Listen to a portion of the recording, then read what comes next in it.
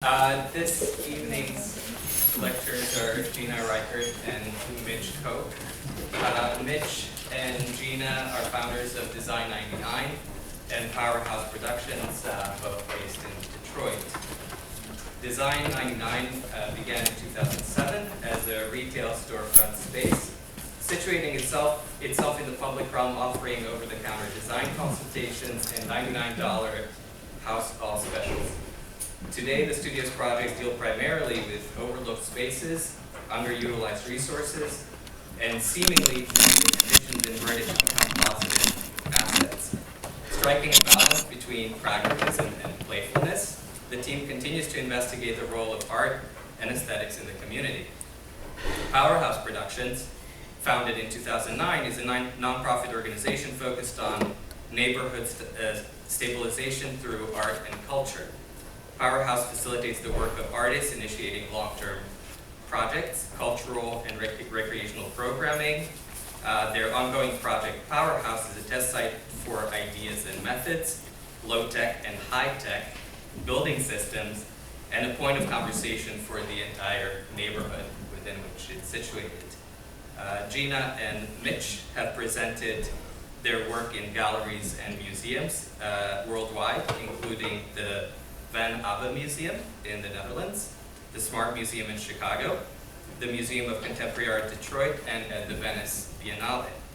Their work has been discussed in numerous publications and news outlets, ranging from CNN to the New York Times, NPR, Details, and many, many others. They have received the Kresge Arts in Detroit Fellowship, the Jury Award at Art Prize, and this past year, a Creative Capital grant. Gina Reichert holds degrees in architecture from Cranbrook and Tulane. Prior to work with Design 99, she has worked in architecture firms and community organizations in Cincinnati, New Orleans, New York, and Detroit. She has lectured extensively, including talks at Portland State, the Maker Faire, the Structures for Inclusion Conference, and at the National Building Museum. Mitch Koch earned his BFA in painting from the College for Creative Studies in Detroit, and an MFA also in painting from Washington State. He was founder of Tangent Gallery in Detroit and the co-curator of the Detroit section of the Shrinking Cities project in Berlin, and the acting curator for the Museum of Contemporary Art Detroit. He has also lectured many places, including the Pulitzer Foundation for the Arts, the Rietveld Academy in the Netherlands, the Frieze Art Fair, and at the 2010 Venice Architectural Biennale. Please help me welcome Gina Reichert and Mitch Koch.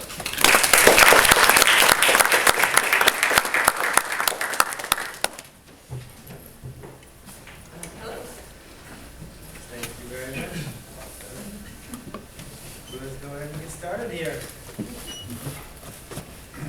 We're going to start off with neighborhood machine, which is an active machine in our neighborhood, doing things, helping things, and just wondering, has the foreclosure crisis got you down?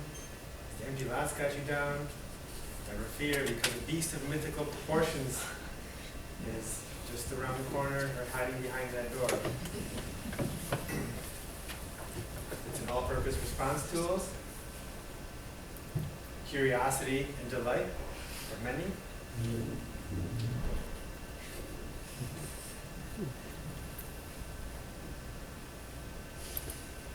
Born from the neighborhood and born from the garage, literally.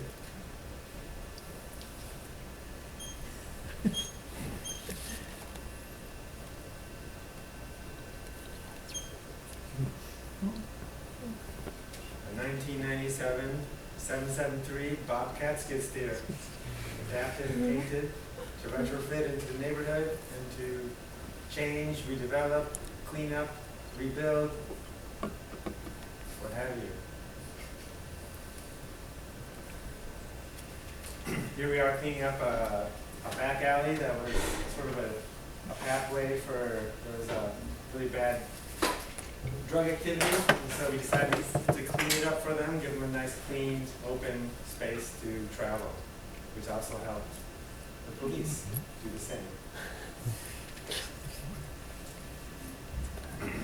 Trailers.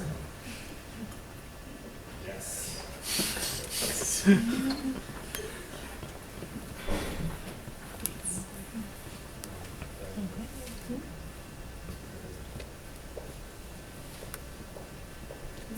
Our work has developed recently to be on the street, be in the neighborhood. I come from a studio painting lifestyle, and Gina from a sort of corporate architecture lifestyle, and we both sort of decided that was not enough, not for us, and so we moved into the street. Look at that strength.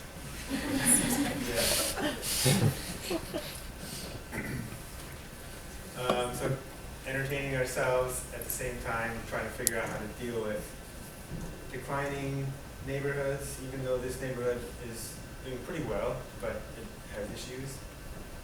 Like a car shows up, what do you do with it? The simple answer is make a tree house out of it. Why not?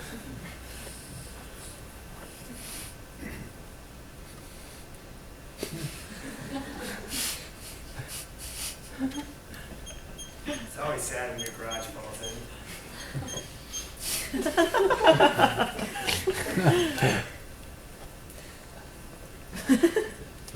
Oops.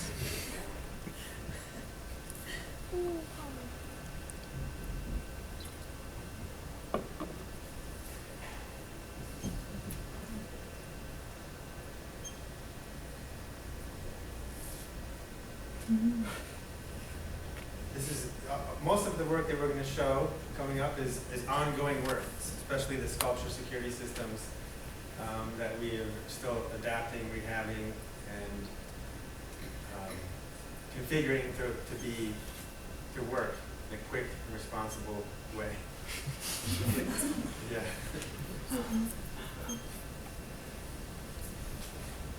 So if you have a need, we'll bring this contraption to your neighborhood and see what happens. It's totally mobile.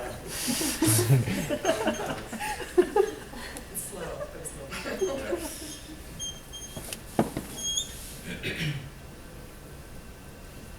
This is a good kind of cross-section of what we've been up to, and we'll talk about a lot of that in a bit more in depth as we flip through the slideshow. But to start, as you were mentioning in the introduction, we moved into the storefront space. And the name Design 99 comes from a couple of different points, but primarily it comes from the fact that we moved into a retail district on kind of the main drag of an area of town, surrounded by dollar stores. So a lot of our neighbors were the $1.99 stores. And that combined with, I don't know who's familiar with Brian Bell and his essay about design for the other 98%. So it's the statistic that most projects in America get built without an architect. So it's kind of somewhere between the 98% and the dollar stores, Design 99. And we use the storefront for a lot of different things. So art exhibitions and events, like it was an event space for gatherings, as well as our over-the-counter design services and our very successful marketing strategy. This is an example of one of our $99 design specials. So we started working with Steve Hughes, a contractor, and he wanted something different in the spaces and the houses he was building, but still needed to use pretty straightforward materials because they were mostly rental properties. So we started doing the tile designs for him, and eventually it grew into a much larger relationship, and then we started designing houses for him, not for $99, but you can see that. Rehab houses, not from new houses. Right. They were renovations of kind of the house, which a lot of our work grew into this idea of what do you do with the housing stock that you have, especially in a city like Detroit, where it's overlooked, kind of undervalued, which we were doing for ourselves in the neighborhood. So if you have this city of housing stock, it's really difficult to think about building something kind of new and dazzling because you're surrounded by houses that don't really have an owner or a designer, especially for the 21st century. So one of the first things we decided to do, the house on the left is what we call Powerhouse. We got that in 2008. And the first system we decided to implement was security. How do you secure a house in the 21st century when these are small wood frame houses? They're fragile in some respects. So we have a layer of plexiglass window treatment for the bay window. And then also, how do we deal with a house? How do we reinvest in the house when property values have gone down so far through the foreclosure thing, and also being in a neighborhood that might be declining a little? So we decided to put something different into it, which is renewable energy. And to do that, we decided to make the house completely off the grid, meaning the heat, the electricity, and down the road even the water and sewage would be on its own, which is kind of ridiculous because it's in the middle of the city where it's all there, ready to go. But can we do that with under $100,000, everything? The purchase of the house and all the reconstruction. And part of that comes from this idea of value. If there's no market value to the property, but you can see other value, or you can kind of instill in a structure an inherent value that isn't market driven. So this idea that if the house is creating electricity and heat and power, then that is a value that can't be taken away by some outside abstract force. And can you do it yourself? This is my electrical system, which we ran the construction site. Totally up to code, but it actually did run the construction site. It ran all our tools and everything.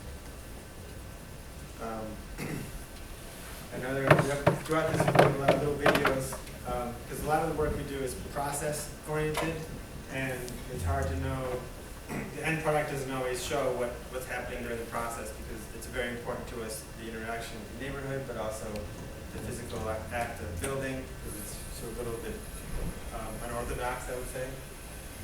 So the first thing we started to do in this house, actually the first way we started getting funding, which is another question later, but is we started working with the Dutch organization to have designer residents come out and work with us.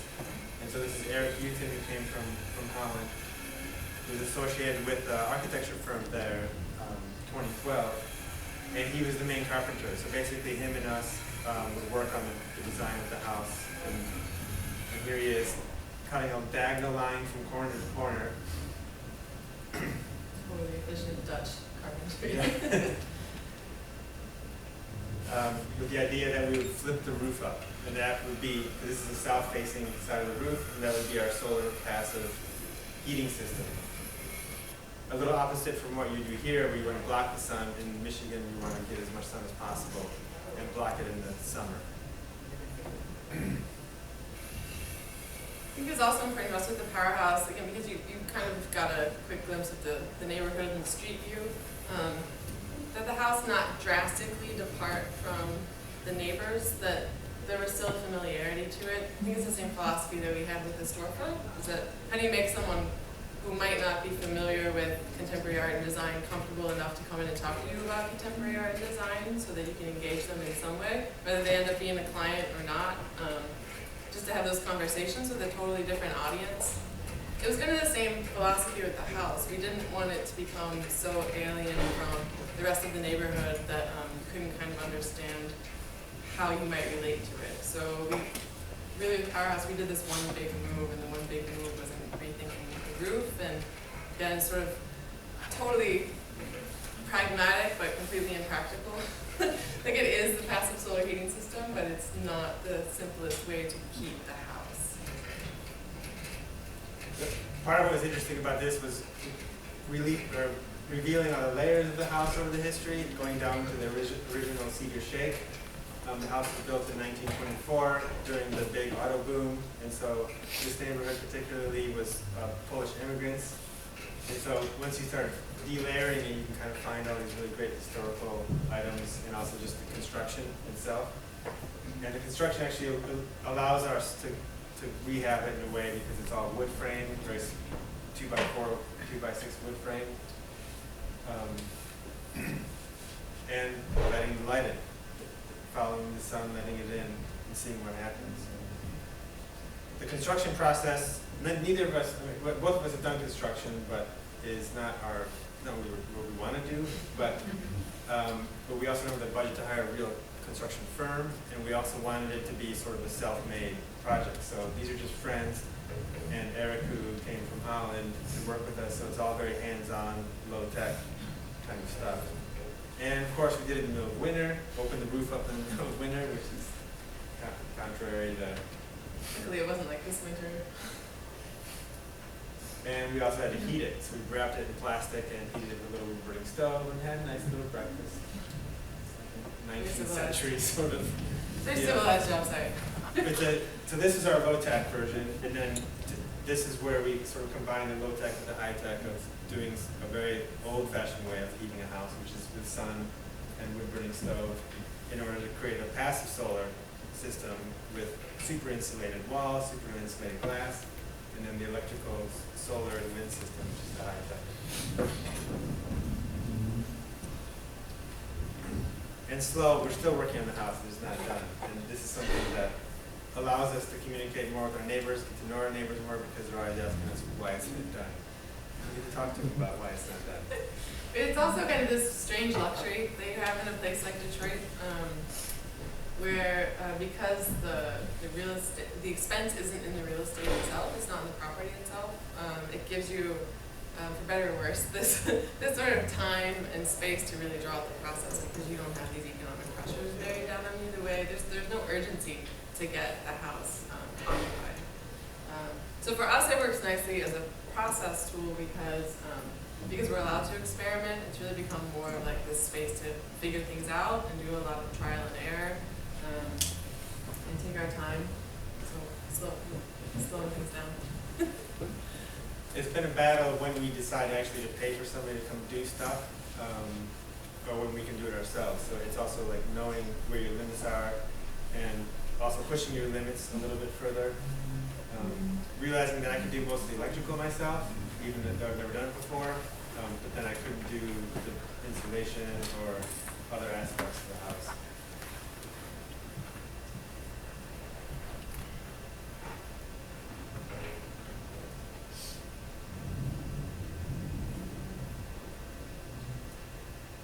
It's always good to end a video with a time lapse.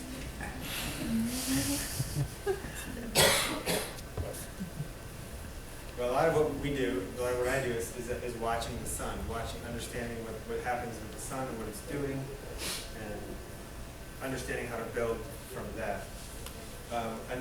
This is a public art project that we that we were asked to do, actually, we proposed to do, we were asked to do on this specific site, which is not anything that you would have picked. It's a house that has a historical importance in that it was very tiny housing stock that for people, the auto industry again was trying to get more employees, and they specifically marketed to native-born white Appalachian families to come out and live here. So they basically built little shacks, and over the years they would build a garage, which is actually bigger than the house.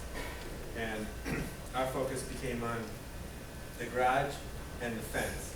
But to start off with the fence, we called it the talking fence, because we wanted to collect stories from the neighborhood and to get a sense for how we would build it and what would go into it, if not literally, just hypothetically. So we started off with a public barbecue, a free barbecue, to see who would come out and tell stories about the neighborhood and talk about what we're doing there. The interesting thing was that this neighborhood is known, even from the beginning, to be a very rough neighborhood.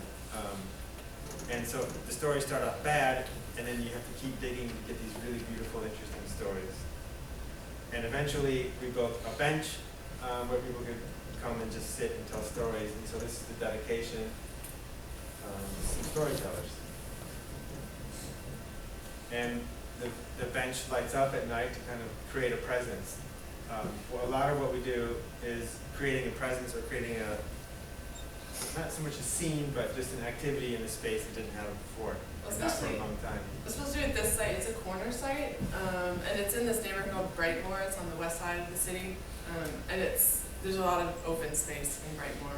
There's a lot of urban farming going on in Brightmoor, and so it's this idea of how do you create something that has a presence 24 hours a day, because at night it's an incredibly vulnerable site, and how do you create something of make a place in a non-place, and really give it a presence, not so much a landmark, because it's not that kind of a structure, but really give it character so it can, kind of so it can hold its own on that corner. One of our biggest compliments was that the gangs really like it. Yeah, we were told they actually respect it because there's a big gang presence in the neighborhood, and you see gang graffiti everywhere. And They've to not my knowledge, tagged they've the never garage. tagged, yeah, the garage. People throwing a couple rocks through the glass, but mostly it doesn't fix it. It's not a big deal. Yeah, acrylic. And now for some hot pizza. And a hot pizza. No, I'm just kidding. So we take a lot of inspiration from our surroundings. We started getting really, and for me, coming from a painter background, I got really interested in this idea of, and also this architecture idea of using paint to modify the architecture when you don't have the money or you don't really want to modify the architecture. So add a stripe or two. Hard to see it, it's a little dark, but there's stripes in there. And also security measures, how to secure something now. Not later, but now with things you have. And that to me is really interesting. So some of it is the resourcefulness, and some of it is this idea of defense strategies and defense mechanisms. Like those colored security screens on the front windows of the Powerhouse. Those are the security screens without being bars on windows. So this is another take on not being a bar on the window. And they also look like abstract paintings in architecture and sculpture. And then going into the painting and the defense strategies, we discovered this, which is World War I, and I think also partly World War II ships, where they actually had painters design graphics for the ships called Razzle Dazzle, to make it confusing for U-boats and for submarines to see which way the ships were going and to shoot at them. So it's camouflage in the reverse way that you normally think of camouflage. It's to stand out, not to hide. So we use that in exhibitions and also in the neighborhood. And this is an important slide too, because we really have been trying to figure out when we show our work or talk about our work and we're not in the neighborhood, how do you do that? How do you take it out of context and still have it either make sense, especially without really trying to just produce documentation and these sort of relics of what the thing really is back in the neighborhood. The videos have become a way for us to tell stories and frame things without trying to replicate what we do back where we do it. And the Razzle Dazzle paint scheme and taking over like a white cube gallery space and messing with the white corners is also just fun to do. And here's Camouflage. not the neighborhood. Here you don't see the neighborhood machine. That is, and here it is working its field. So it's the idea too that this can be deployed and the string of trailers have these functions that again, like a function that's not really a practical way to address the need that we're serving. So there are different trailers that go along with the Bobcat itself, the jar trailer. Wait, before you get to that, just a minute, honey. Too Much of a Good Thing is an exhibit we had at the Museum of Contemporary Art Detroit, and it was the title to us means, you know, living in a city like Detroit, there's a certain amount of negativity through the press or from outside sources or even from within. And from us, the resources were plentiful. There's too much of interesting, good things in the neighborhood and in the city that it creates negative effects, or vice versa. And so we were trying to sort of prove this in a way, even in a silly way or absurdist way, with these trailers and systems. And I can talk about the trailers. Well, it's also this idea that, right, if we were working at a much larger scale. So the reason the neighborhood machine kind of came into being is because we started working at this scale that was bigger than our studio space, bigger than a house. It became really the scale of the neighborhood. And what are the tools that you need to do that? And again, they're totally absurdist tools. But you know, too many houses, too much land. So GMC trailer was this extraction of the piece of a floor from an abandoned house. GMC as in the car company, but also Gordon Motta Clark, if you're familiar with his work. But we really just needed a trailer to haul stuff around on. So it's a utility trailer. Totally utilitarian. Collecting jar trailer came from a fire damaged house where, you know, like grandpa's hardware, like bench top, you would keep, I don't know, did you they keep all the nuts and bolts and things in jars that would screw into lids that were attached. So a lot of the jars and then actually the twirly contraptions themselves were taken straight from the house. But we needed it to be mobile, and so we needed to both be able to like collect new things in empty jars, but also possibly use it as sort of like a toolbox of sorts. So we're out in the field and we need a we need a grease bit. It's probably went in there that fits a 1976 whatever, you know, or a screw or nail. And it's also, some of them are also empty, and when we find interesting things, we can put them in there and bring them with us. So again, obviously we use humor in some of our work, but it's a take on what are the resources, what can you identify as a resource, and then what can be used in a resourceful way. Garden trailer, again, talking about defense mechanisms and strategies. It's like hands off our tools, don't steal my shovel. And then we get into the sculpture security systems. Bam. Right, serious, heavy stuff. We found that we were spending a lot of time boarding up houses, and that's not what anybody wants to do with their lives. So, how do you create a strategy that's actually, first of all, works better, but using the same material language? So instead of we're still using plywood and paint and screws, but instead of like on your left, doing it in a two-dimensional fashion, we produce these three-dimensional sculptures that are both more pleasing to the eye, but also quite confusing to the average thief. People really, it's not usually messed with. They don't really know what to do with this thing coming out at you. And a little bit of the razzle-dazzle paint schemes working into some of those. But it's the same, and it's also the same idea of occupying a space and showing that somebody's there doing something. Putting on a show, the showmanship of defense mechanisms. And this comes to actually the flyer that was out in the hallways, the corner store. This is how we ended up in this particular neighborhood. Is we wanted to get a house that had a storefront attached to it, which is quite common in Detroit, the mom and pop shop. And so we found one that was still in really good shape, but it literally has been boarded up for around 40 years. And at one point they started to make it into a shop, but never really did. So we ended up wanting to make it into our studio. I thought maybe I could use it as a painting studio. It ended up becoming a storage space. The thing about accumulating resources is you need a place to put them. The thing about having a lot of space is you end up filling it with stuff. Yeah. So in our most recent show, or one of our most recent shows, we decided to sort of revert that and build a traditional rock garden, Zen rock garden in there. With one thing that's not traditional is that you can see the outside. Most rock gardens are sort of isolated from everything, so you sort of like meditate and be quiet. Well, we still can see what's going on in the neighborhood, whether we want to or not. But then they can also see us, and they can see this weird thing that's going on inside the house, which is nothing really. It's the absence of activity, it's stillness. So it really became about this meditation on the neighborhood, but at different times we would open the door and have a sandwich board that said open on it and put it out on the sidewalk, and then neighbors would come in. At this point, we've been living in the neighborhood for 7 years. This is the house we live in. Our living space is in the back. I'm the mom. He's the pop. and like so, our neighbor Ibrahim knows us. We've known him for 8 years. And but a lot of people we knew and who also live in the neighborhood would come in and ask what it was going to be.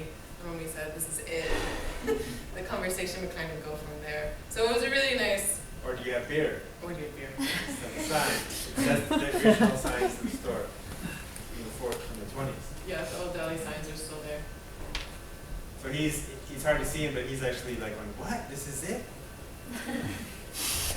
Expect us to be more industrious with our Yeah.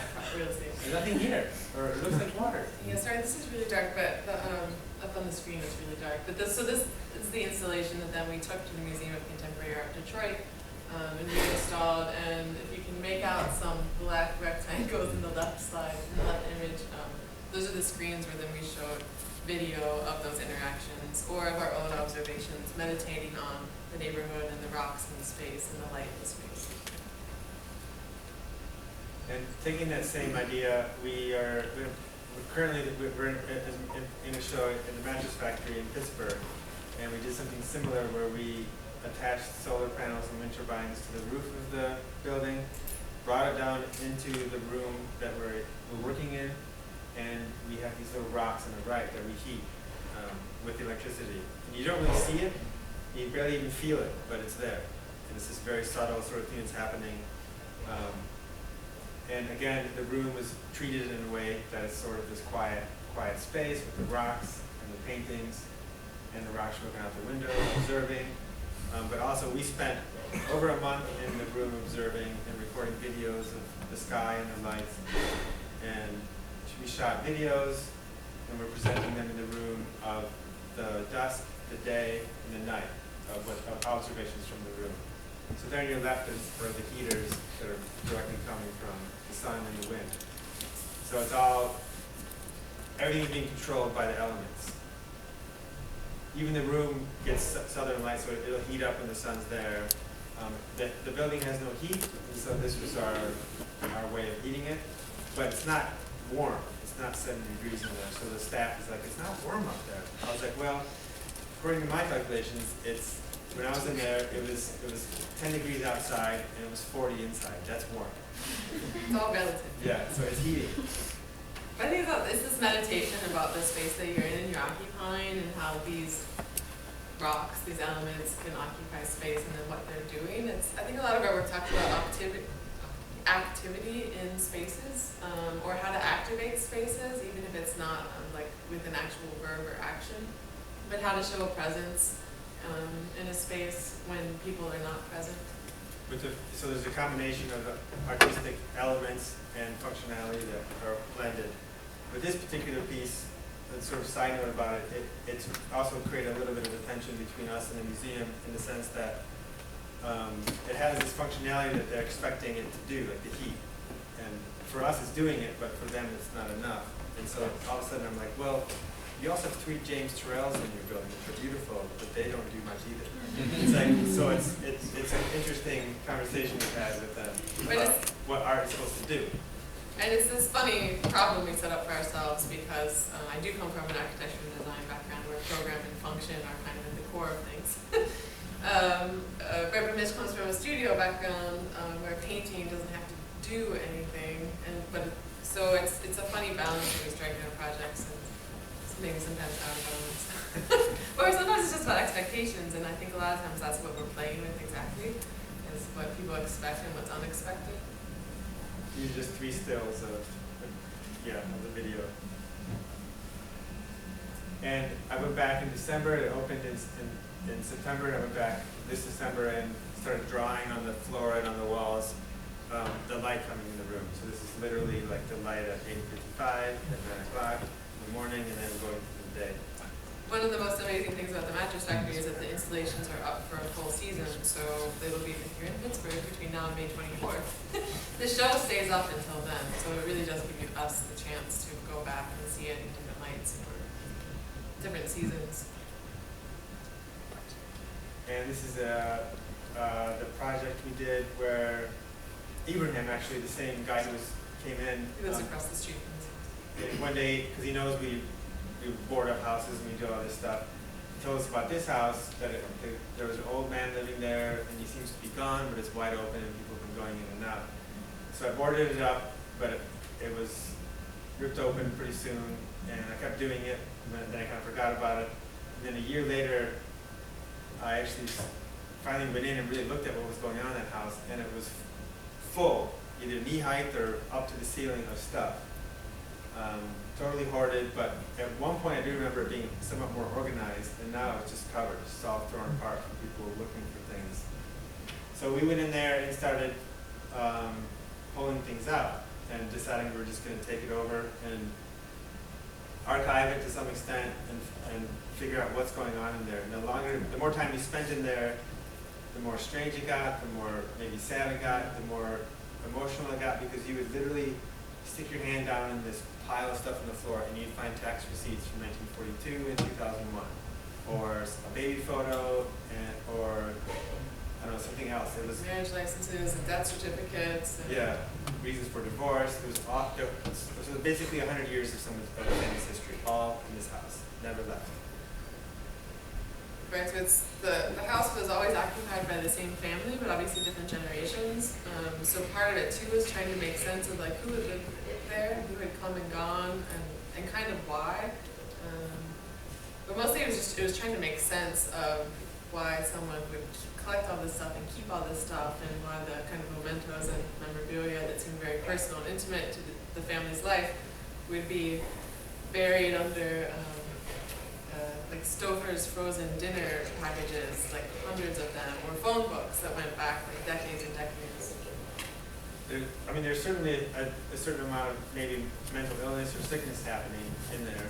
But what we started to realize too as it went on was that you started to get this full story, which they're digging through, of course. And what was happening was we found that there was shops in the basement, which were tiny. There was a smelter down there for making gold teeth and for repairing TVs and radios. And so there's a certain amount of toxicity that comes with that. But there's also, they had these pigeons, they had award-winning pigeons that were in the backyard. Crazy. And there was a whole series of like skills and trades that went on. They collected sticks. I mean, it was really amazing. But there would be like stationery and business cards and really specific tools and implements for like each one of these are endeavors. Kitchen things. Those are styrofoam cups, used styrofoam cups. There were bags and bags and bags, and forks and knives and spoons that were labeled. But then this is also the businesses, Roman gold, the business cards in gold. Roman was like the paternal, like the patriarch of the family. And in the photos, it's him in the basement next to the smelter. So it's also this, I mean, it kind of comes back to this idea of value. And for some reason, someone saw the same value in sort of hanging onto the family mementos as they did bagging plastic forks, like to no end, and keeping like, salt packets from the takeout places. So again, in sort of an effort to make sense of this, we started sorting and organizing and compiling these kind of meditative vitrines for each category that we sort of could make sense of. Almost a memorial for the things, if not for the family, because they never really came back. But more so for the things in the history of the family. And the ironic thing was that we were asked to do a show at the Art Prize 2 years ago, and it took place. The place that we were asked to do it in was an old field museum. So they had these beautiful rooms where they used to have these vitrines of the history of the Orient or the oceans or whatever. And so we had this blank slate to come in here and fill these beautiful rooms. So we categorized it. With this beautiful like wooden cabinetry, which you can't really see, and the glass cases. So it was kind of the perfect structure to hang all of these mementos in. And then the video that you could see a little bit of was a 20-minute video of us sort of slowly, methodically taking TVs out or just grabbing one thing and removing it, which is kind of ridiculous because there's so much stuff in there. But it was important for us to kind of just be respectful for every single little flyer that came to that house that they collected. And since then, we sold it to a neighbor who's been fixing it up and patching every single crack. Really, really Kind of making these amazing abstract paintings. Yes. So I've been videotaping him as well, patching and rebuilding it, and these are just photographs of that. This is our one sound thing, but it's okay. So another design and ed project we're doing that's ongoing that we got the Creative Capital grant for is garbage totems. Another beautiful resource that we have plenty of, for some reason, is how to manage this stuff, but how to make use of it. So this is the trailer for the longer 20-minute video. The neighborhood machine once again being put to use. There's the GMC trailer, perfect for carrying mattresses. 16 mattresses.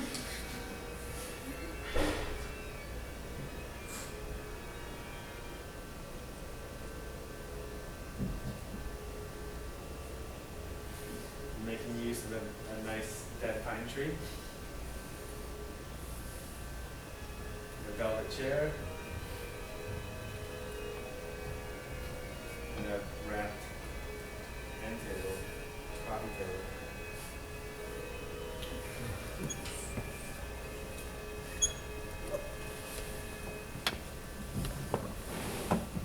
Okay, that's an excerpt from a 20-minute video.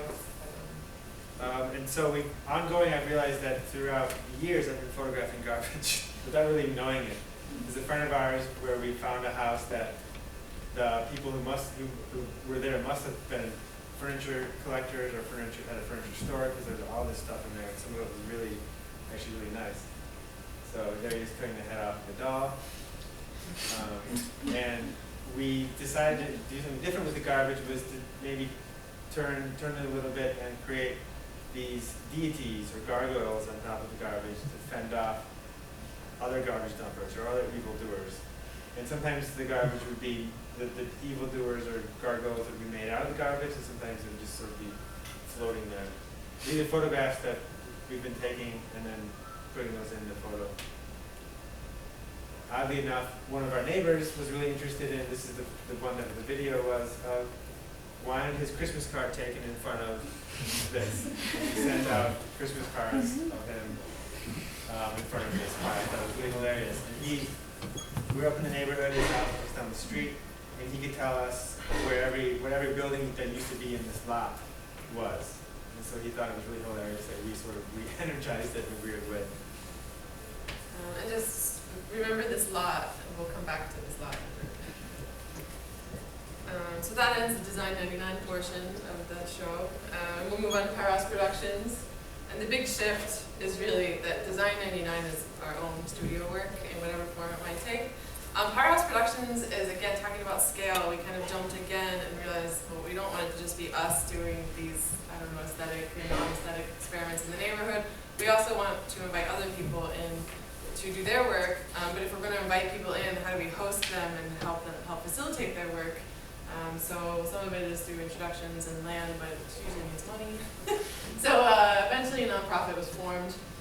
This kind of shows the overview of the neighborhood, so I'm going to come over for a minute. So this is actually the Powerhouse down here, the roof angle, and the lots next door. And then there are different project sites kind of throughout the neighborhood. So one called Playhouse is here, Sound House is there. The pink at the top is actually the lots we were just looking at, which is now right at Sculpture Park, and the skate house backing up to it, and then Squash House will also kind of talk about, and then Jar House and Yellow House aren't really, nothing's really happening. Yeah, our storefront is the orangish brick building. Yeah, not the brick, but the orange building. Yeah. So everything obviously sort of stems out from us. We are pretty much the center of the universe right there. We're own. Just meant to show that. So once again, the Powerhouse, but the Powerhouse being used and activated by colleagues of ours who also live in the neighborhood. The Hinterlands Ensemble, they're this really fantastic physical performance group. Richard Newman and Liza Biobi, and last fall, I guess it was, there was a Network of Ensemble Theaters conference in town. And so about 75 people from across the country converged on the neighborhood, and combined with neighbors and other residents came out to see these performances that started here at the Powerhouse in the lots outside. Used the Powerhouse as actually kind of like the stage and the backstage. So they're performing there and moving in and out of the house before then kind of going down the street onto the performance. It was a series of events that took place throughout the neighborhood. This is an example of, for us, taking the art into the neighborhood as opposed to trying to go to the museums or the regular cultural institutions. And especially in neighborhoods where there's a lot of newer immigrants that aren't tied into those institutions, they can literally just sit on their front porch and watch something happen. And they can be critical about it, and they are critical about it. Very critical about it. They like it or don't like it, or they're critical in a very good sense that they'll get into a conversation and talk about it. Another project was done a few years earlier by a photographer who was nearby, was to take one of the empty houses and use it as a portrait studio. Modeled after its Walker Evans 5-cent portrait. So Corinne and Femca flyered the neighborhood and said, if you come sit for a portrait, we'll give you a print. Come back the next Saturday, and we'll give you a free print. So it was this exchange. And we have this really amazing cross section of very formal portraiture. So it was a great moment to sort of stop and see all of the community in a very different light. I don't think anybody, maybe in a couple instances people came back and dressed up, but normally it's just walking by, they would walk in. And so Will, who's in the bottom corner, was just coming back from the funeral, and the boy up top was coming back from the gas station. It's just interesting. Soundhouse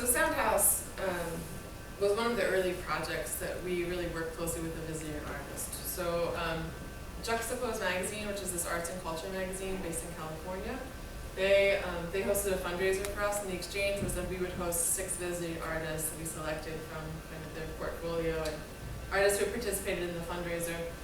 And the idea again was to try to figure out like how we, not knowing what to do with this house, just knowing it was kind of a beautiful structure, inside and out. How could we give it a presence? So Richard Coleman, who's based in Oakland, and Gretna, who's based in Los Angeles, really kind of fell in love with the idea of just painting the house and painting every surface. Gretna especially is kind of more well known for these giant murals, like outdoor spaces, and we showed him a couple of big walls in the neighborhood that he could have easily painted one of his murals on, and his response to us was, yes, but I've never been offered a house before. So he really locked into this idea that he could do something with these spaces. Since then, the next layer was actually another artist who now lives in the neighborhood, John Grummett, who does a lot of work with sound and audio and radio and recording. He walked into the house and kind of read the paintings as musical notation. So wanted to do a sound installation in the house. So that was kind of the second layer of activity. And then the third is that he started setting up, he set up a vinyl cutter. So he's actually cutting records in the house. Some of his own work, and then some he invites musicians in to cut records and creating this sound library. And then now this year we've started doing programming in the house, inviting other artists to come in and use the space. There's a library of instruments in the house now, and recording equipment, and then John's sound piece that is activated when you open the front door, but can also be turned off if other things are happening. So Cheeto Johnson is the head of sculpture at the College of Creative Studies. He was also born and raised in Zimbabwe and has a really great connection with artists back in Poland. And so he is interested in doing this digital Medibi exchange. So kind of like digitizing this very simple instrument. It's kind of like from the African culture. So for us, Sound House is a really great example of when we went into it, we had none of these plans lined up. But we just knew that it was an abandoned house, it was for sale at the tax auction, and we wanted to take ownership of it. We wanted arts and culture to kind of take ownership of it, and then figuring out the future trajectory of the house based on who was interested and available to work. And now back to the Squash House, which was there's 3 houses in a row that burnt up one winter, but there's a really nice family next door. And an artist came to us and asked if we had a house that he could build into a squash court. And so we said, sure, we have this one. And so here he is, Graham White on the right, and then Habib on the left, next door, playing squash in the house as is, with the fire damage and all, which was quite difficult because it would just hit a pipe coming down and bounce all over the place. But since then, we've gutted the entire house. Oh, and there's a squash. So, Right, so say squash helps me to squash both the sport and the vegetable, as Graham likes to say. so it's party in the front and food in the back, I guess. Squash in the front, party in the back. That's some of his work and what he calls, so it'll be a squash court near regulation, but there will be elements of it that will be what he calls hyper squash. This may give you an idea of what a hyper, what do you call it? Ping pong. This is one of Graham's sculptural pieces, but he actually, when it's installed in gallery spaces, there are paddles and balls, and you're encouraged to play, although it's nearly impossible, but it is a lot of fun. A lot of fun. So Ricochet is really important to this whole idea. So the idea of the roof being kind of like literally a kind of resonation of the idea of ricochet and the ball bouncing off the surfaces inside. And then the back is all glass, so that's actually going to be an indoor garden, outdoor garden to grow squash. So you walk through there to get to the court, pick a squash, make a squash. And there are these many times with the neighborhood, so that's the sporty color scheme. Yeah. The sports, 80s sports. You wanted this 80s sports colors for some reason. But a lot of the neighbors are Bangladeshi, everyone's like a 75% in Bangladeshi immigrant neighborhood base, and we showed that particular squash because we don't actually know what it's called, but everybody grows it. There are like 5 or 6 varieties like that. There are extensive gardens and trellises that this squash all grows over, but it's all these varieties that are native to Bangladesh. That and there is a lot of racket sport activity in the neighborhood and net sport, but it's more badminton and volleyball. So again, Graham's kind of introducing his own in combination with what's there. And this is the Playhouse, which was most recently renovated to, with these people, the theater people, the play people, the performance people, kind of got amongst themselves to gut the house with the help of some professionals and engineers. It was a two-story house, or two-family house, and we took out the top floor so that it become. But so these are some of the performers. So again, the Hinterlands Ensemble, Liza and Richard needed a rehearsal and performance space, and we wanted that kind of activity in the neighborhood. And again, combining with the culture that's already there. This is the Bangla School of Music. Some of the members, and Colden is actually kind of known internationally for the style of music he plays, and used to run a radio program out of Bangladesh, during the resistance for independence. And so this really interesting layer of history that's coming in. And then this is nearly complete, the interior shot. So again, we took out the floor. It's this double height space. It's really great in terms of having an audience in there and giving them the freedom to do the kind of performances they want to do. Again, a very physical based performance. So they really needed the height, and they have this vision of swinging off the AV balcony at one point. So the steel beams might have put them. And I think this is the last project we're talking about. So these are the lots where the garbage totem kind of came to be along the Davison Expressway here. So there's kind of this major roadway that on the north edge of the neighborhood, and then this strip of, well, there used to be commercial properties along here before you get into really the residential neighborhood where all the rest of the projects are and we live. So there were these vacant lots, and we were trying to figure out really what could we have on the vacant lots other than people dumping trash there all the time. And I think between coming from an interest in landscape design and having grown up skateboarding, and knowing that we needed more activity, but also more public space in the neighborhood, we really, well, I don't know, the skate park came to be. We opened the floodgates. So I had some friends who were in the industry, and they kind of, their friends were in the industry, and before we knew it, we started doing some fundraising and some auctioning of skateboards with artists doing work on the back. And then other skate companies came by, and this was during our build actually, where they call it Boards for Bros. They do this all over the country every year, where they donate over 100 boards to neighborhoods or to kids.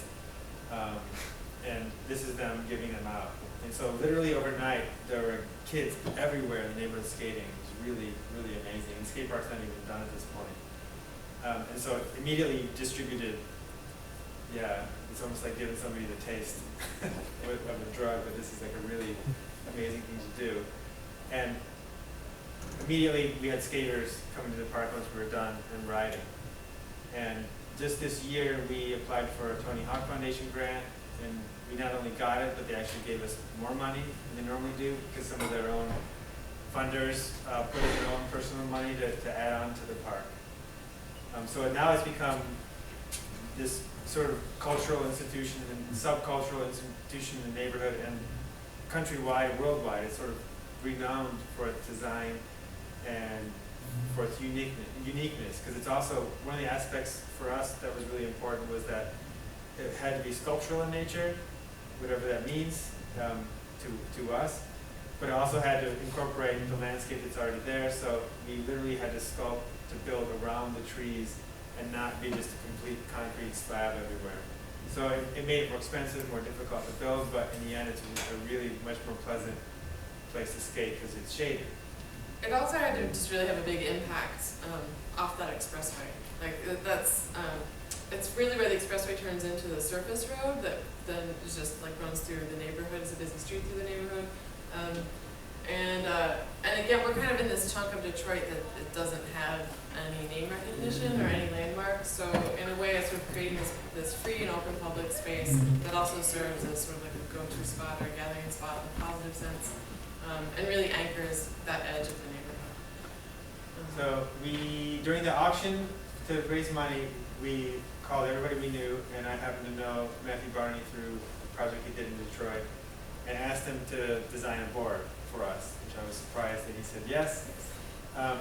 So he sent a board with a big chunk of graphite on the front, and he asked us to get a skater to ride it and do these lines, part of his drawing restraint series. So not only did he make a board, but he also incorporated it into a well-known series that he's doing. And then we somehow got Lance Mountain, who, if you know who he is, he's a very well-known, long-time skater. He's known for his goofy sort of quality, who's perfect, who did over 150 turns with making these lines up there in the park.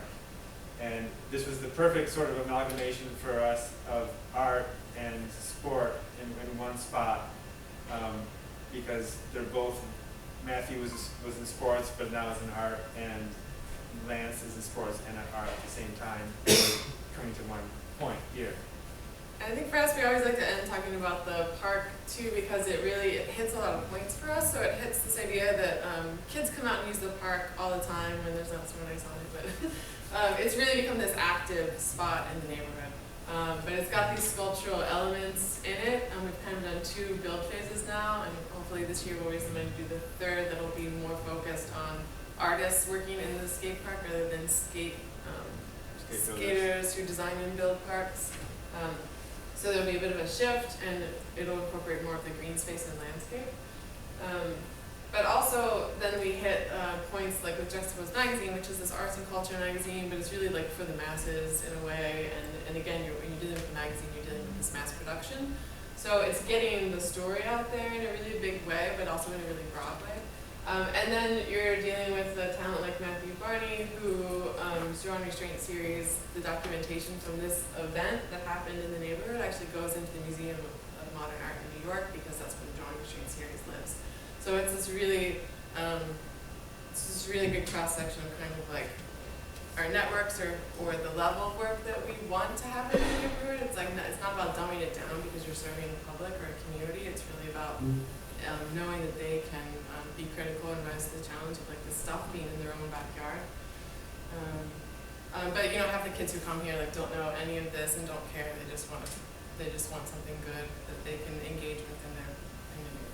But they know it's a very strange, unique place. Even if they've been to other skate parks, it's a very interesting place to be. So that's a little bit of things we're doing. That's what we do.